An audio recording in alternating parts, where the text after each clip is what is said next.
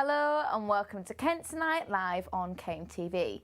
I'm Megan Shaw and here are your top stories on Thursday the 22nd of January. Still awaiting answers. Frustration grows over water outages at Tunbridge Wells meeting. Unfortunately, it's been a nightmare, really. We don't yet know the cost. Tunbridge Wells takeaway suffers damage and financial loss after vandalism. So I got a phone call from a member of the staff, said a random man just started smashing the shop up. I did get here as soon as possible. And walking for awareness. We're speaking with Pride in Medway award winner about his work educating people about prostate cancer.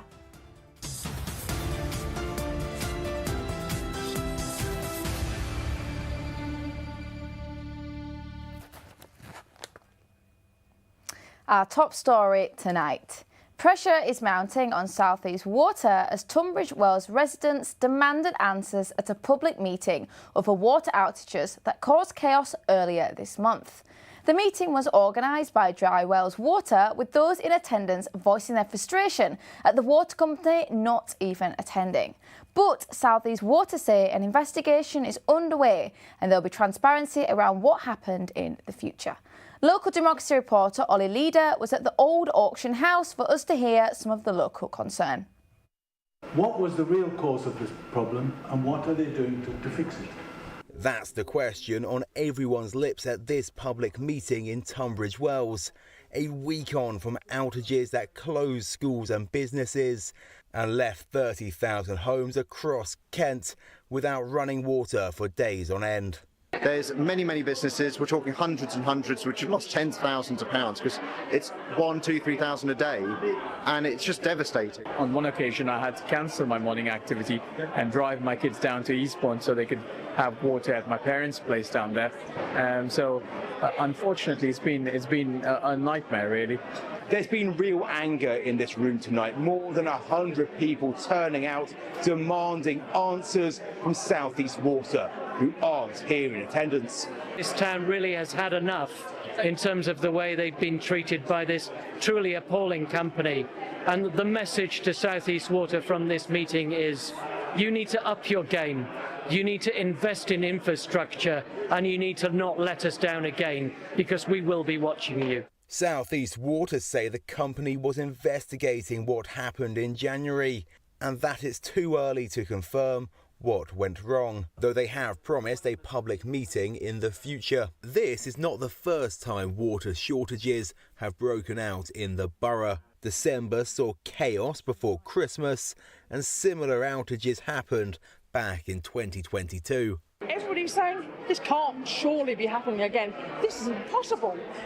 So where now, what seems to happen is everybody has lost complete faith in everything. They may not be here tonight, but South East Water will still have to face tough questions from Tunbridge Wells councillors on Monday, when they're grilled by the borough's Overview and Scrutiny Committee. Until then, those expecting answers for a month of misery will be left high and dry. Ollie Leader in Tunbridge Wells. Next, a much-loved beauty queen, aged just 21, has died in a tragic accident. Today, the Faversham Carnival Club announced the shocking news that Alicia Skinner, who was Miss Faversham in 2022, has sadly passed away. She's been described as a truly lovely girl with an infectious smile. And Kristen Hawthorne joins me now to tell me more about this heartbreaking story. So, Kristen, there was a statement released today by the Faversham Carnival Club. So, what was that? Yes, so the club said that it was with deep regret and sadness that they announced the death of their beautiful Miss Faversham 2022, Alicia Skinner, who we can see her picture here. They confirmed she died on January 8th following what they described as a tragic incident. The club said Alicia was a fantastic ambassador for Faversham and a truly lovely girl, adding that she will be missed by many and that their thoughts are with her friends and family. I see. I'm sure this has rippled through the community near and far. So have there been any other tributes for her? Many tributes have been shared online, with friends describing Alicia as a beautiful soul with an infectious smile.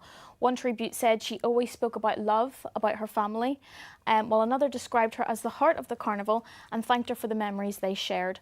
Others said it was a privilege to know her during the years that she was Miss Faversham. I see, and if I'm correct there, I think there's been a fundraiser launched in her name. So can you tell us a bit more about that one there? Yes, so for the audience, you would have seen a picture of the fundraiser on screen just a minute ago. That was launched in her name to support the Thames Valley Air Ambulance, which her family said in response was fantastic. They added that because of the response from the emergency services, they were then able to spend Alicia's last few days with her. And as well, almost £2,000 has already been raised in that fundraiser. A celebration of Alicia's life will take place on Friday, February 6th at 2:30 p.m.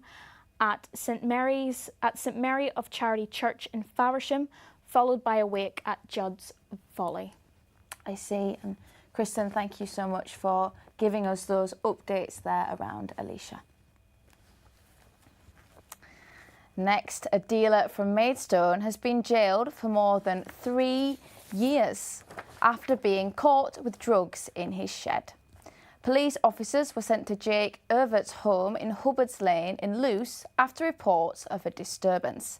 They searched the property and found cocaine, cannabis and around £25,000 in cash. Scales and money counting machines were also discovered in a shed in the back garden. He pleaded guilty and was sentenced at Maidstone Crown Court to 3 years and 6 months in prison. And here is the moment the 34-year-old was arrested by police at the scene. There's lots of cash on the side. Take your hands out your pockets for me.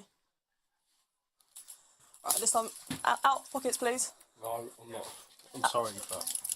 At this time, I'm arresting you for possession with intent to supply. You don't have to say anything. I'll find you back, please.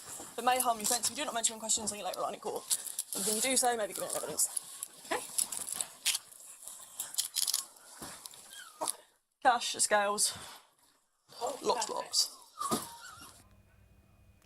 And next, a dispersal order has been put in place this weekend to deter antisocial behaviour in Chatham. It's set to cover the Dockside area, including Maritime Way and Western Avenue, all the way to the water's edge, as you can see there on the screen. And it's been brought in following ongoing issues caused by a small group of young people. It'll allow officers to approach anyone causing a nuisance in the area and, if necessary, make arrests. The order will come into effect at 6 p.m. on Friday the 23rd of January and will remain in place until Sunday the 25th of January 2026. And a takeaway in Tunbridge Wells suffered a broken window, smashed ornaments and a damaged counter at the weekend after a man vandalised the store, all of which was recorded on the store's CCTV. The Happy Friar had to close the same day and are adding up the costs of their lost trade and repairs as they reopen to customers again. And Finn McDermott went down to the takeaway to see some of the damage for himself. Customers were coming through the doors, chefs were cooking in the kitchen and delivery drivers were picking up meals, all a normal Sunday evening for the Happy Friar takeaway in Tunbridge Wells. But when one customer came in, things changed, and the CCTV cameras recorded him damaging the property. Many of the workers at Happy Friar are quite elderly and told the owner they were quite frightened at the time. Yeah, they are quite old, but they're very professional chefs, yeah. And just reassuring them, yeah, it's actually safe to work here. So I got a phone call from a member of the staff, said a random man just started smashing the shop up. I did get here as soon as possible. So I managed to get here within maybe 5 minutes. When I got here, there was a customer waiting outside. The food was still needs passing out to the delivery driver. The police was here. And so I didn't really know what's happened, but the place just looked a mess and dangerous. The loss from closure and repairs to the damaged computer totals £800, and that doesn't yet include repairs to the windows, counter and vase. The value of them isn't yet known. I haven't got a chance to look into it yet, because I was quite busy to fix the computer, and the phone and the printer is not be smashed up. So let's quickly get that done. And we'll start calling for the repair, get the window glass changed. She added they've never seen this kind of behaviour before. They've had others being disorderly, but never had any damage or had to call the authorities. In a statement, Kent Police said they received a report of criminal damage at a commercial premises in Friars Way in Tunbridge Wells at around 5:40 p.m. on Sunday the 18th of January 2026. Officers attended and a man was arrested. Ashley Inglis, 35, of Bracken Road, Tunbridge Wells, has been charged with criminal damage. He's due to appear at West Kent Magistrates Court on the 18th of March 2026. The shop reopened a few days later, with the owner Zenu saying that despite the damage to their building, their recipes weren't affected and they were operating just as they were before. Finn McDermott for KMTV in Tunbridge Wells. Finn McDermott there. Now it's time for a quick break, but coming up, don't worry, we've got plenty more. We'll be taking a look at all the latest sporting news across the county, from football to rugby, with Keris Hammond. And joining us later, we'll have Professor David Rees from the Mid-Kent Astronomical Society tell us about the Northern Lights, last night being visible as far south as Kent, which doesn't sound very northern to me, and I would know. And after, we'll learn why a Kent Wildlife Trust has won a Great British Wildlife Restoration Award. So plenty more to look forward to. Don't move, we'll catch you after the break. So I'll see you later.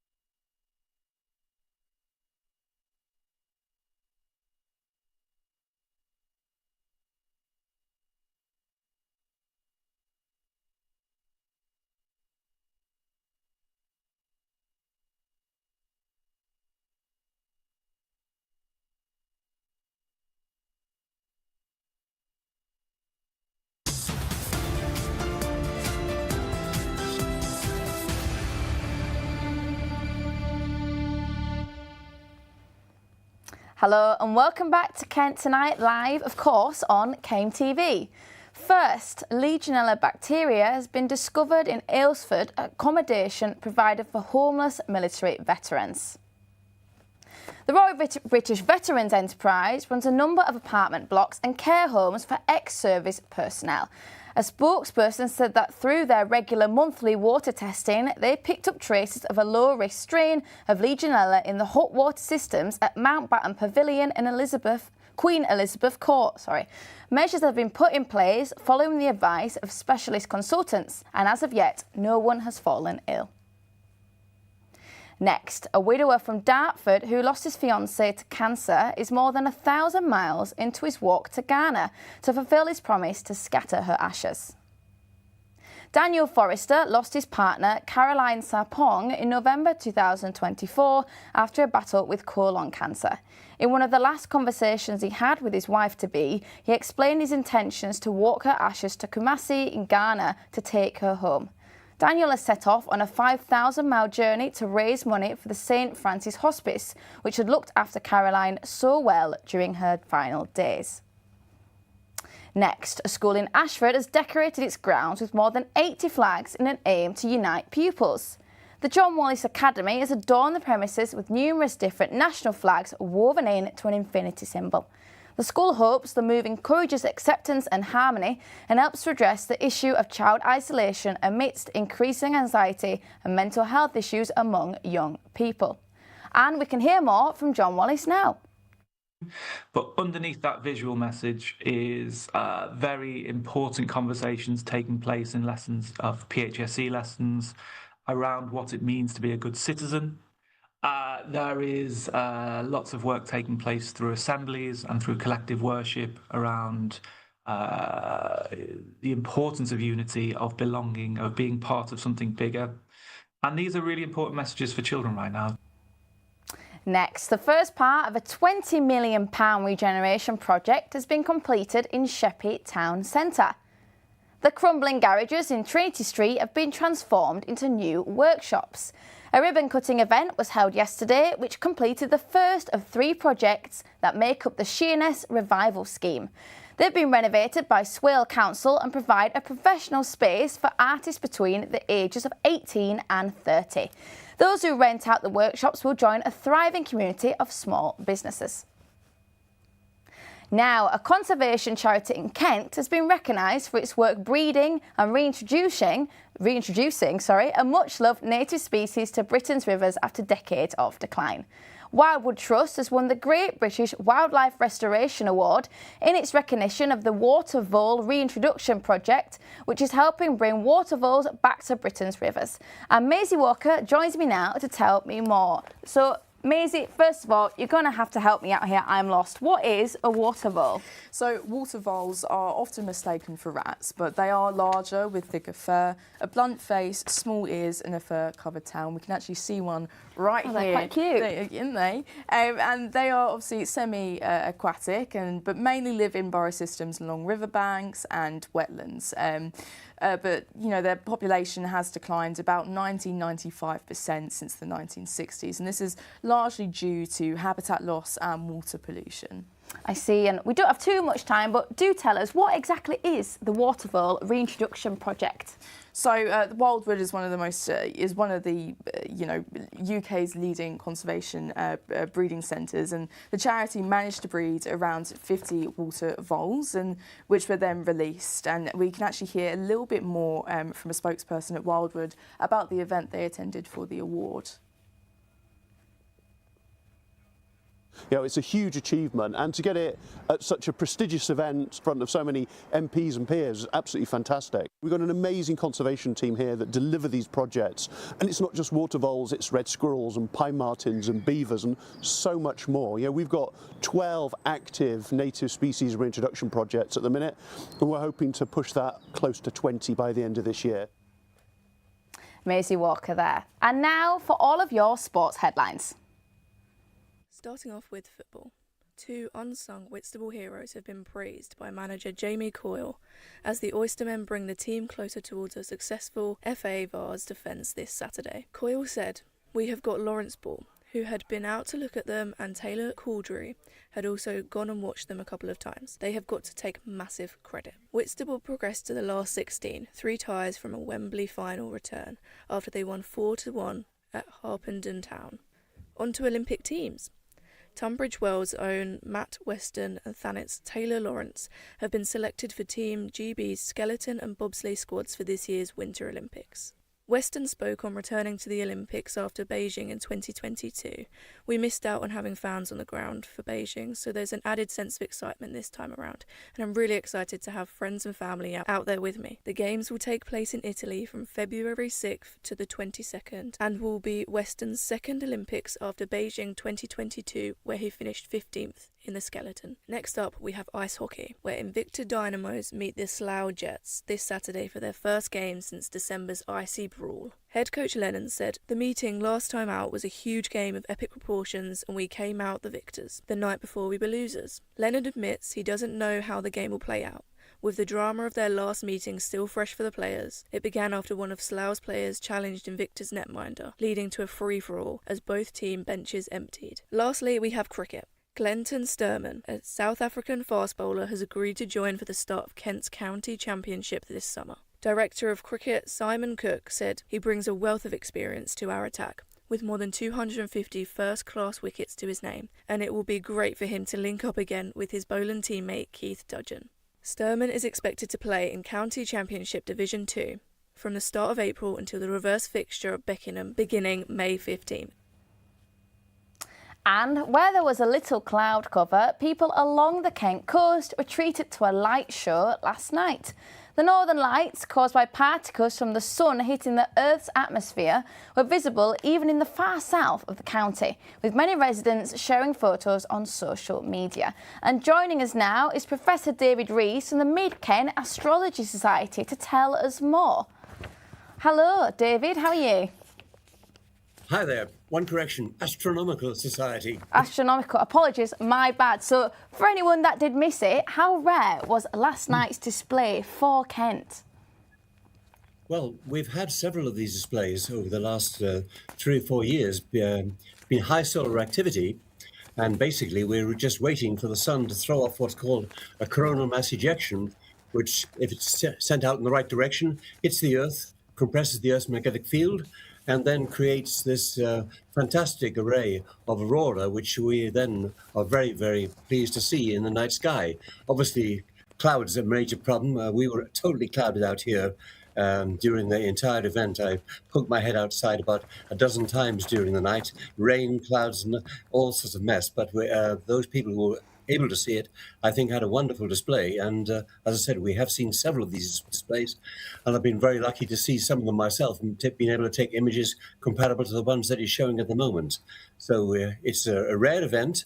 If we're lucky, it occurs maybe about once every 3 months, but only during the period of high solar activity, and the solar activity is now decreasing. So the chances of seeing these events over the next few years will be decreasing, but we still do see them from time to time. This last event started about 1800 in the evening of the 19th and went on for 42 hours, which is an unusually long event. As I said, it started with the coronal mass ejection, traveling from the sun, hitting the Earth magnetic field, compressing magnetic field, and setting off all those wonderful displays of the aurora.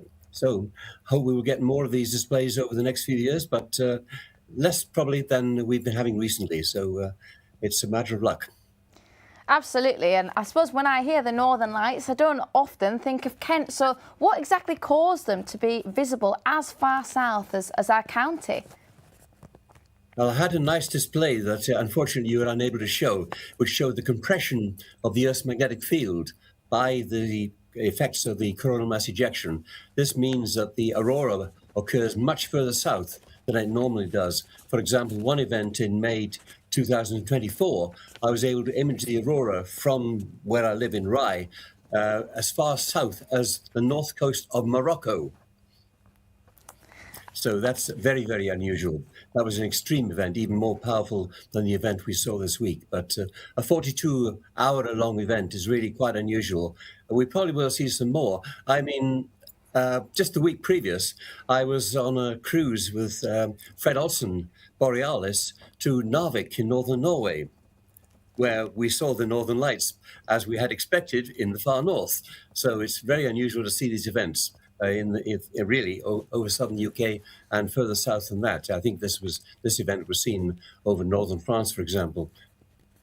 And we've not got much time, Professor, but what advice would you give to people who might be hoping to catch a glimpse next time? Well, there's a good NOAA website which gives predictions of these events, and also the UK Met Office has a prediction service as well. So it's worth keeping an eye on these. I usually look out every day, see what's about to happen, and then if it's appropriate, get a camera ready, get outside, put warm clothing on, and get outside and enjoy the event.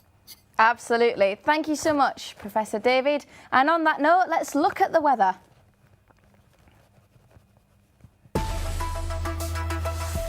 It's a cold start tonight. Temperatures dropping to 7 degrees, highs of 9 in Dover, under mostly clear skies. Into the morning, turning slightly cooler, temperatures peaking at 7 degrees, heavy rain expected across the county. The rain cleans into the afternoon, highs of 9 degrees, most of the areas, though Margate looking a little cooler at 8. And your outlook for the coming days, 9 degrees on Saturday, nice and clear, but clouds coming in on Sunday, back to overcast on Monday at 7 degrees.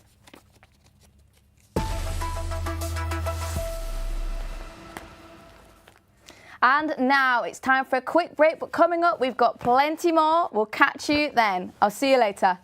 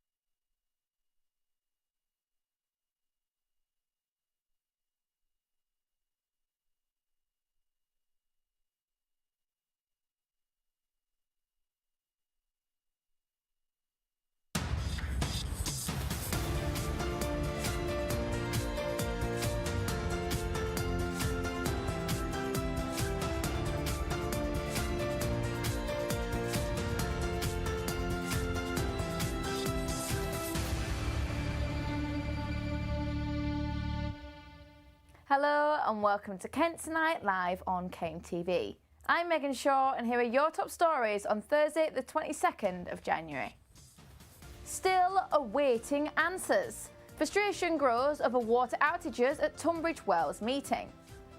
Unfortunately, it's been a nightmare, really. We don't yet know the cost. Tunbridge Wells takeaway suffers damage and financial loss after vandalism. So I got a phone call from a member of the staff, said a random man just started smashing the shop up. I did get here as soon as possible.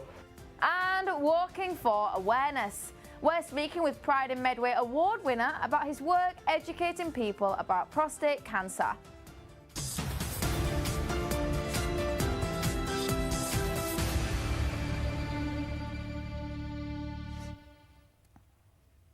A look back at our top story tonight. Pressure is mounting on South East Water as Tunbridge Wells residents demanded answers at a public meeting over water outages that caused chaos earlier this month.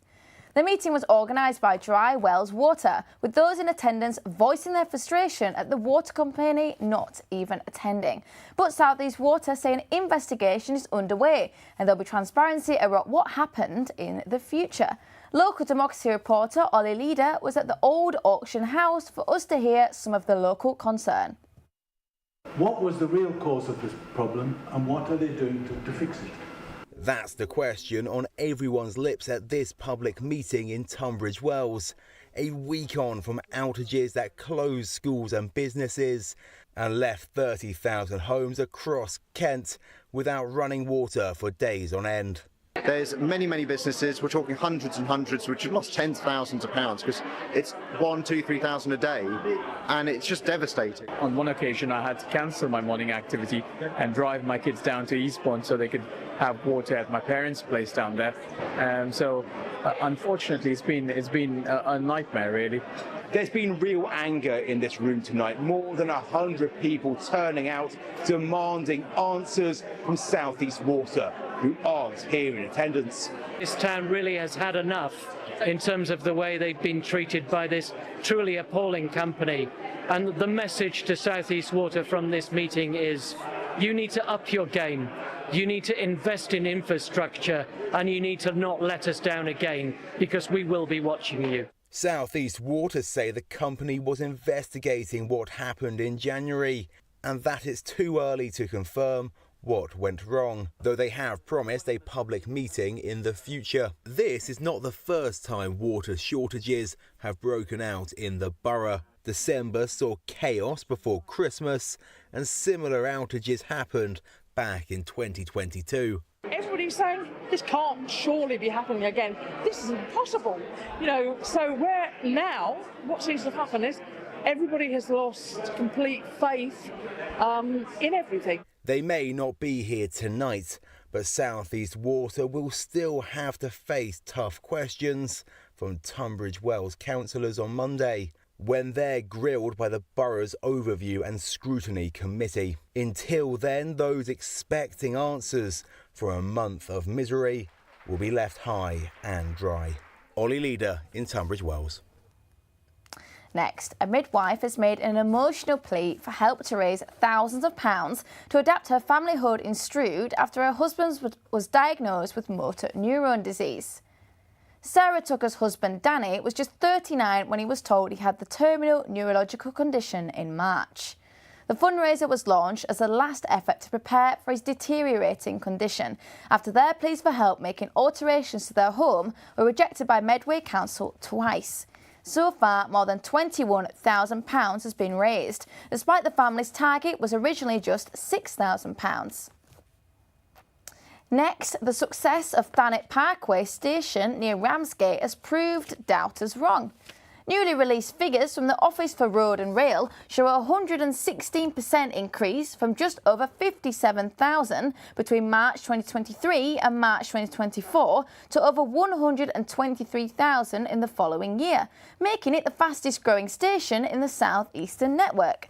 The cost of the station raised a number of eyebrows during its launch in 2023, ending up at £44 million, 4 times larger than anticipated. Despite this, South Eastern says the growing popularity of the train station proves it was the right decision. Now, don't forget you can keep up to date with all your latest stories across Kent by logging onto our website, kmtv.co.uk. There you'll find all our reports, including this one about residents in Kent taking up Veganuary as their New Year's resolution. Aside from some poor weather, January brings plenty of New Year's resolutions, whether it's quitting smoking, picking up some weight or even reducing your screen time. But here in Kent and across the country are people taking on a new challenge for this month. Veganuary is where you become vegan for the full month of January. You're not allowed to eat any meat or meat products for the whole month. But in Kent, are there enough places for vegan people to actually eat? The Quills restaurant in Rochester started adding meat product-free options to their menus around 2020. To be fair, some people asked, basically demand. So people was coming and asking, do you do something vegan? And I was saying, okay, we can make you vegan if you take this off from the dish. But the people was asking more and more. So we said, you know what, we're going to put that in a menu which comes vegan, and then we label it as a vegan, so it would be just easier for us and for the chef and for a customer. And then whoever wants vegan, they know where to go.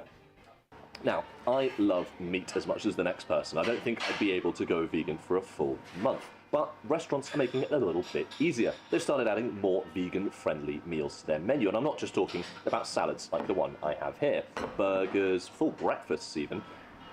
But going into a restaurant and ordering something vegan-friendly is wholly different from being one.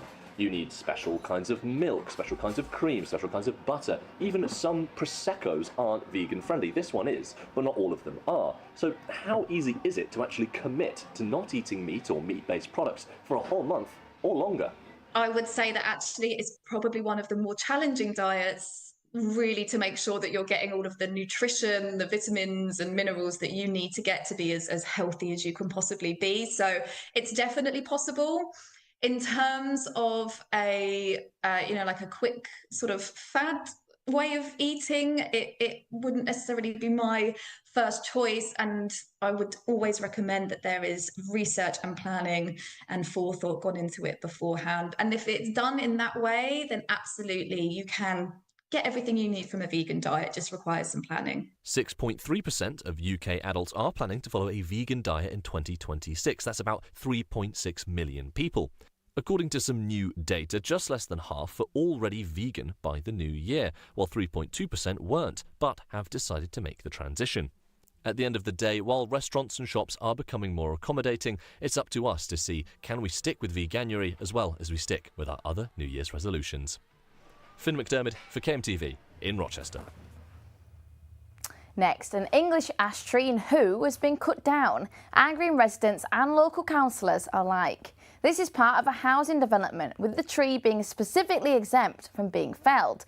But Jones Homes Development and Medway Council both offer different reasons for why the tree needed to be cut, prompting anger among the community, as I've been finding out. It's a clear view to ongoing developments in Who, which only last week were obscured by a large English ash tree. Now all that remains is sawdust and a reminder of the tree's middle age.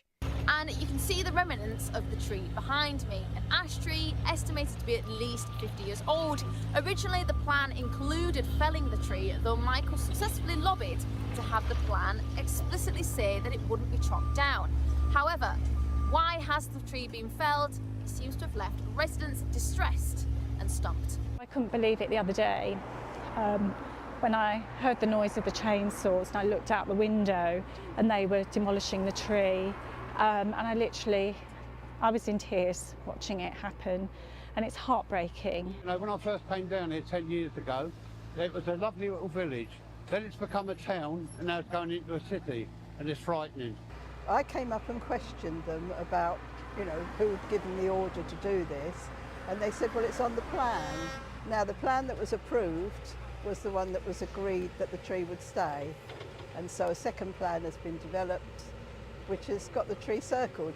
We're all up in arms about this tree being cut down because it was promised that it wouldn't be destroyed, and just the countryside's just being decimated. The planning application for development stated that the existing mature tree on Stoke Road will be spared. But when we contacted Jones Homes for comment, They explained that the tree had ash dieback and therefore needed to be cut down to limit the spread of disease. They claim that this was approved by Medway Council, and 116 new trees are part of Abbott's Grange development in recompense. But correspondence between independent group councillor Michael Pearce and Medway Council planning officers cited difficulty with drainage requirements and internal roads as the reason the tree couldn't be retained. No mention of a disease. I think it's an absolute disgrace. Because I spoke to Jones Michael Homes, at who the is site, developer and he for this joined me site- later when different explanations came to light. Well, this is a week after the tree was felled, and like you say, we've got two stories which are not adding up. We've got the council saying the tree was felled because of the road layout and drainage, and Jones Homes saying that it had to be felled because it was a safety concern and the tree was diseased, although when I was there on site it didn't look diseased to me. So yeah, both stories not adding up. All I do know is that residents are absolutely furious that this tree has been felled. When I asked Medway Council for comment, they confirmed the tree was cut down due to drainage requirements and internal roads. And while the tree may be gone forever, all Michael and his residents can do is root for more trees being planted in the future. Megan Shaw for KMTV in Who. Well, that's all we've got time for now, but be sure to stick around as we'll have another special guest who'll be discussing his own experiences with prostate cancer and his work to raise awareness. We'll catch you then.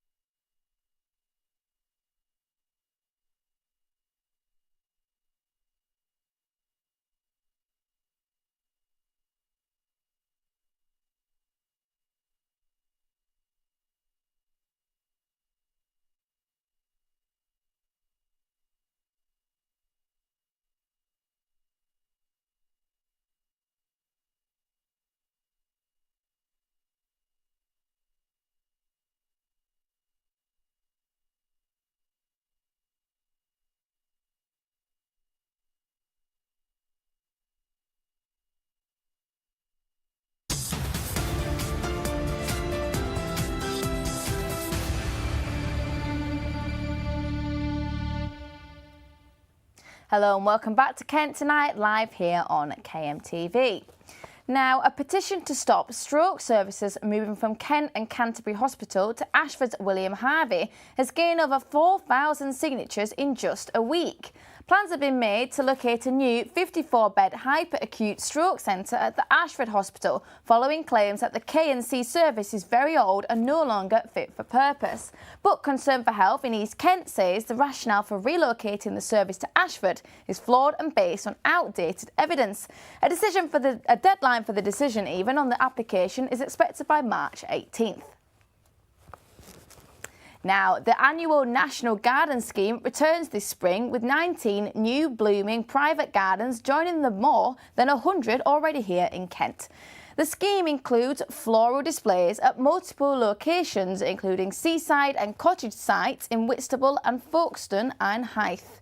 The National Garden Scheme Kent County organiser Nick Danoon-Duncan has celebrated the results, adding that this achievement has been a result of successful community engagement. A full list of the gardens in Kent can be found on the National Garden Scheme website. And Gravesham Light Festival will be returning at the end of the month with giant fibre, puppet and bioluminescent garden display. We can expect to see dazzling lights brightening up the skies on Friday, January 30th and Saturday from 5:30pm to 8:30pm at various venues in and around Gravesend. This year's theme, Light and Life, focuses on wildlife and nature with exhibitions, concerts and family entertainment taking place all over the town. From glowing river monsters and colour-changing dances to guided lantern tours, it's sure to be a fun one. And now let's take a look at the weather. It's a cold start tonight, temperatures dropping to 7 degrees, highs of 9 in Dover under mostly clear skies. Into the morning, turning slightly cooler, temperatures peaking at 7 degrees but heavy rain expected across the county. The rain clearing moving into the afternoon, highs of 9 for most of Kent, for Margate at 8 degrees, slightly cooler. And for your outlet look, Saturday we'll see some sunshine developing, highs of 9, cloudy throughout on the Sunday, sun peeking through and 7 degrees on the Monday, cloudy skies.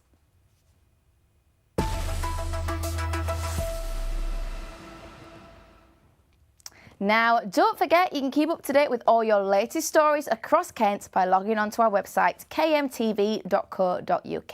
There you'll find all our reports, including this one about a school in Gravesend organising a sponsored walk to raise awareness about mental health struggles in the community.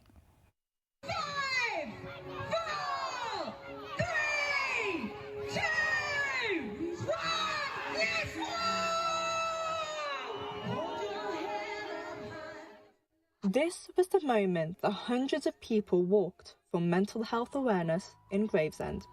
Organised by the Shears Green Junior School, this sponsored walk raised funds for mental health awareness and support services in the community. And the theme? Glow in the dark. But how did this come about? Well, earlier in the day, I spoke to the woman behind it all. Just before Christmas, I decided that we needed to do something to build up on mental health, bring the community together. I think mental health affects quite a lot of us, with probably a lot of us not even realising how much it affects everyone, especially like children as well. So I just really wanted to put something together. So when I spoke to Matt, our head teacher, and said, look, why don't our staff do like a sponsored walk? And he was like, yeah, I think that's a great idea. And then it started off something so small. And tonight we are here at the Cyclone Park. People of all ages turned up to walk as many laps as they could around the circuit, with Hannah saying that mental health awareness should start from a young age. If you work with them now and work with how to express their feelings and be able to even get parents to be able to have that conversation, because I think it's quite hard. And I think some parents might not know how to tackle some of the conversations. Some of the kids might say things, but they might not quite understand what it actually means. So to just open their eyes to what it means now, and then hopefully we can stop them from going through life and struggling more when they are older. The walk was hosted at the Cyclone Park, who say that community events like this are vital. So it's really important to have events like this to raise awareness, to put profile on the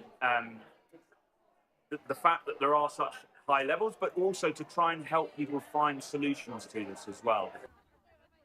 It was an evening of face paints, glow sticks, music, and even a group workout. Touches, let's go. Step, step, that's it. Give it a little dance. Come on.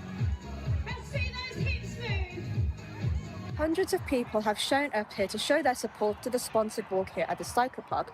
All of them here to help raise awareness to the mental health crisis that's here in Kent. In fact, Kent has some of the highest mental health cases across the entire country, which is why organisers say community events like this are just so important. In fact, every penny gained here tonight will be going to various mental health charities, both on a county level and nationwide. For many here today, every step taken was a reminder that mental health matters and that no one has to walk the journey alone. Naila Mohammed for KMTV in Gravesend. Now, after his diagnosis with prostate cancer in 2021, Paul Dennington of Hempstead has completed a 588-mile walk across England in aid of Prostate Cancer UK. He began on the 3rd of August 2015 at North Shields, where he was born, 2025, and finished 36 later at Hempstead Valley Shopping Centre in Gillingham. And Paul joins me in the studio now. So, Paul, we can see your award here. So, you won the Pride in Medway Award. So, tell us about this. Why is that so important? Well, I think Medway gets a lot of bad press some of the time, and yet, as a community, what I've found is it's full of some really wonderful people who do some amazing work, and I think that is such a positive, and to have something that celebrates that work is super important. So I think there are a lot of people out there that they probably won't have started looking for recognition when they start doing the work in the community. But I think everybody, when they get a little bit of that recognition, it's a great motivator and it's really positive. So I would recommend anybody who knows people who are doing stuff to help people, to help make the community a better place, to raise money, to get some nominations in, because if you get to the event, it's a great event, a great evening, and as I say, it's a real boost for your motivation if you're doing that work to carry on and to do more. Absolutely, and as the winner, you won that for a brilliant reason. So tell us about, obviously, your literal journey and then the other journey you went on to with your diagnosis. So tell us all about that. If I start the actual diagnosis that got me into all of this work, so that was back in 2021. And I was diagnosed with prostate cancer, and it's what they call metastatic prostate cancer, so it had already spread, and unfortunately I was caught too late for it to be cured. So at the time I was given 5 to 8 years to live, and I never criticise anybody for the way they would respond to a cancer diagnosis. It's a pretty tough thing. But apart from feeling a lot of guilt, because I was going to put my family through this, I actually felt very, very lucky. And I was, blessed with a wonderful kind of wife, family and friends, super supportive.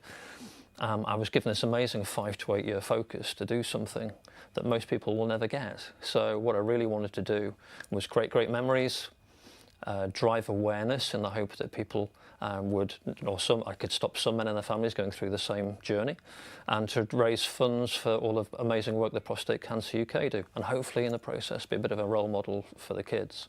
So that's how I got started. Of course, and we saw some images on the screen there. You've blitzed up your head and you've done all sorts, and your long walk, that's 23 million steps. How was that? It was actually, I've not quite finished it yet because it was a 25 million step challenge. So that was the very first fundraising challenge I set. I wanted something that would grab people's attention. And so it was a big number, and it works out as the equivalent of doing 14,000 steps a day, every day of the year for 5 years. And that would get me equivalent from here to New Zealand. And also that would be about 12,000 miles, which is about the same number of people that die every year, sadly, from prostate cancer in the UK. So it was a great event. It's challenging to do that many steps every day, but getting there, say 23 million done so far, just a 2 million to go. Only 2 million. Yeah. And we can see some photos of your journey on the screen now. Any ideas how you're going to get that next 2 million? Have you got something else planned? Well, actually, on Saturday, I'm doing a 26 miles, so a marathon walk on Saturday. So that one is in London. And then I will do, hopefully, I think on the 8th of August, I'm going to do what I call a sunrise to sunset walk around the Hempstead area. So I literally walk from first daylight till the close of light in the evening. So normally get around 40 to 45 miles on that one. And then I'm hoping to do an ultra challenge march in September on the Thames Path, which is 100 kilometres or 63 miles within 24 hours. So that will be a tough one to see if I can do that. I've never walked that far in a day, so. I definitely haven't either, so all my respect to you. And for all our viewers at home, I'm sure a lot of people might be moved and might want to follow your journey or maybe even contribute and help you out in some way. Is there a way for our viewers to be able to do that? Oh yeah, absolutely. I mean, it's been a great journey, as you said. I mean, I've raised, I think, 130,000 so far. And if people would like to support that and boost that cause, then Just Giving. You can search my name, Paul Dennington, on Just Giving, and you'll find my current pages on there. You can probably find me on Facebook or Instagram and stuff if people want to message me that way as well. I'd love to hear from people. And the nominations for Pride in Medway, are they open for any nominees who might be, just quickly, keen on entering themselves? Yes, I believe that the nominations